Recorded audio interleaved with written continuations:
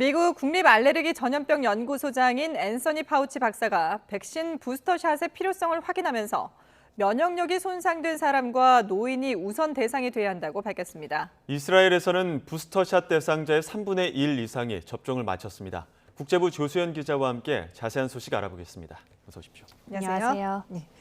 자, 파우치 박사가 추가 접종, 그러니까 이제 부스터샷이 필요한데 이 필요한 사람들이 특정돼 있다 이렇게 얘기를 했거든요. 어떤 내용입니까? 네, 상당히 구체적으로 이전보다 구체적으로 얘기를 했습니다. 파우치 박사가 현지 시각 8일에 NBC 방송에 출연했는데요. 고령층과 면역 체계가 손상된 이들이 부스터샷의 필요성이 가장 크다고 말했습니다.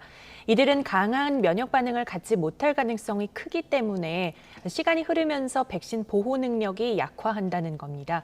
파우치 박사는 화이자 백신 데이터에 따르면 예방 효과가 접종 후 90%대에서 몇 달이 지나면 한 84% 정도로 떨어진다고 설명했습니다. 네. 부스터샷도 백신이 처음 보급됐을 때처럼 노인과 면역력이 떨어진 사람에게 우선 접종돼야 할 가능성이 크다면서 관련 데이터를 전달받는 대로 그렇게 하겠다고 밝혔습니다.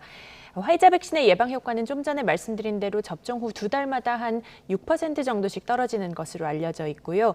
모더나 측은 변이 바이러스로부터 보호하기 위해 올가을에 추가 접종을 해야 할 것으로 예상한다고 최근 밝힌 바 있습니다. 네, 지금 뭐 이렇게 파우치 박사의 의견도 그렇고 여러 논의가 나오고 있는데 네. 아직까지 미 보건당국의 부스터샷 결정은 내려지진 않은 거죠? 네, 맞습니다. 이르면은 다음 달 중에 미 보건당국이 발표를 할 수도 있을 것이다. 이렇다고 하는데 상당히 신중하게 접근하고 있는 것으로 보입니다. 미국 질병통제예방센터 CDC 홈페이지를 보면요. 코로나19 부스터샷의 필요성과 또 접종 시기는 아직 정해지지 않았으며 현재로서는 추가 접종을 권고하지는 않는다고 돼 있습니다. 한동안 계속 이 문구로 안내가 돼 있었는데 아직까지 뭐 특별히 수정된 내용은 없습니다. 예, 미국에서 이렇게 신중하게 또 고민하고 있는 이유도 있을 텐데 네. 어쨌든 이스라엘이 지금 세계에서는 가장 먼저 이 추가 접종을 하고 있지 않습니까? 특히 네. 고령자를 우선적으로 대상으로 하고 있는데 네, 맞습니다. 상당히 속도가 냈다고요? 네, 그렇습니다. 지금 백신 접종이 시작된 지 고령자를 대상으로 시작된 지 9일 정도가 됐는데요. 네. 9일 만에 대상자의 3분의 1 이상이 접종을 마쳤습니다. 이스라엘 보건부는 현지 시각 8일 오전 전날 밤까지 백신 3차 접종자는 42만 109명이었다는 통계를 발표했는데요. 나프탈리 베네트 총리는 전체 접종 대상, 그러니까 60세 이상 백신 접종 완료자 전체의 3분의 1이 넘는 수치라고 설명했습니다.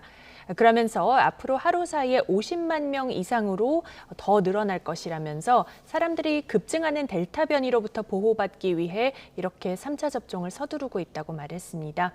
이스라엘은 앞서 지난달 12일 장기 이식 환자 등 면역력이 약해진 고령자, 굉장히 소수를 대상으로 해서 부스터샷 접종을 시작했고요. 네. 지난달 30일에 이제 2회차 접종 후 6개월이 지난 모든 60대 이상 고령자로 대상을 확대를 한 겁니다. 그렇게 해서 지금까지 이제 그 3분의 1이 이상의 접종을 마친 상태인데요.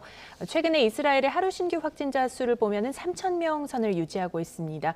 그런데 중증 감염과 입원 환자가 증가하는 추세여서 여전히 좀 걱정스러운 부분들이 있다고 하는데 여기에 또 델타부 변이 감염 사례가 대부분으로 파악되고 있어서 3차 접종에 계속 속도를 내려는 것으로 보입니다. 예, 나라마다 대응 방법에 조금씩 차이가 있는데 네. 영국 같은 경우에는 방역 규제를 해제하지 않았습니까? 네, 지금 그렇죠. 코로나 확산 추이는 어떻습니까? 네, 그렇게 많이 늘어나는 추세는 아닙니다. 예상보다 보면은 최근 2주간의 추세를 보면 하루 확진자 수가 2만 명대 후반을 주로 유지하고 있습니다. 숫자로 보면 사실 여전히 많지만 5만여 명까지 치솟았던 지난달 17일에 비하면 많이 내려왔죠. 그리고 방역 규제 해제로 사실 뭐 하루 20만 명까지 오를 수 있다, 뭐 이런 전문가들의 전망도 네네. 있었는데 그와 달리 뭐 7월 초순보다는 많이 감소한 상태입니다. 성인 인구의 백신 1차 접종률은 88.9%까지 올라왔고 접종 완료율은 74.5%입니다. 하지만 완전한 정상화까지는 그래도 시간이 걸릴 것 같습니다. 가디언지는 영국 보건사회복지부가 현재 재택근무 중인 공무원들을 9월부터 한 달에 최소 4일에서 8일은 출근하게 하려던 계획을 접었다고 전했습니다. 왜냐하면 총리실에서 고위공무원 복귀를 서두르지 말라고 점진적으로 진행하라는 이런 지침을 내려서 그에 따른 것이라고 하는데요. 여기에 지금 학교들도 좀 보수적으로 움직이고 있습니다. 더 타임즈는 주요 대학들이 가을 학기에도 원격 수업을 할 예정이고 또 일부는 교정에서 마스크 착용을 요구할 방침이라고 전했습니다. 영국 명문대학 연합체인 러셀그룹 소속 24개의 대학 가운데 20곳은요. 학부 수업 상당 부분을 계속 온라인으로 진행한다고 밝혔습니다.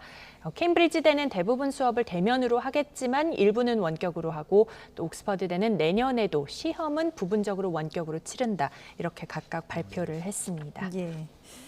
자, 그리고 네. 도쿄올림픽 우려 속에 치러졌는데 어제 폐막식까지 모두 마무리가 됐습니다. 그런데 네. 이 올림픽 기간 동안에 하루 신규 확진자 수가 3배 이상 늘었다고요? 네, 맞습니다. 그동안에 이제 올림픽 기간이 좀 증가하는 추세였다는 소식은 연일 전해드렸었는데요. NHK에 따르면 어제 오후 6시 반 기준으로 일본의 신규 확진자는 14,472명으로 집계됐습니다. 일요일 기준으로 역대 최고치이자 개막 이래 3.4배에 달합니다. 도쿄올림픽 개막식이 열린 지난달 23일 일본의 신규 확진자는 4,225명이었습니다. 대회 기간에 신규 확진자가 계속 늘면서 이틀 전에는 15,700여 명으로 코로나 발생 이후 최고치를 기록했다가 어제 소폭 줄어들었습니다. 올림픽 개최지인 도쿄에서는 어제 4,066명의 확진자가 새로 보고됐는데요. 개막식이 열린 지난달 23일 도쿄도의 신규 확진자가 1,300여 명 수준이었으니까 도쿄 역시 3배가량 늘어난 겁니다. 델타 변이 확산하고 또 긴급사태 효과 저하 그리고 올림픽 분위기 등이 이렇게 확산세를 증가세를 이끈 것으로 분석되고 있습니다. 코로나19 확진 판정을 받은 올림픽 관계자는 모두 436명으로 집계됐습니다. 하지만 다행인 것은 이번 올림픽이 코로나19로 인한 큰 사건 사고 없이 무사히 마무리됐다는 점인 것 같습니다. 예. 네. 큰 사건 사고는 없었지만 그래도 이 코로나 후유증은 또 상당히 이어질 것 같네요. 네, 지금까지 국제부 조수연 기자와 함께했습니다. 잘 들었습니다.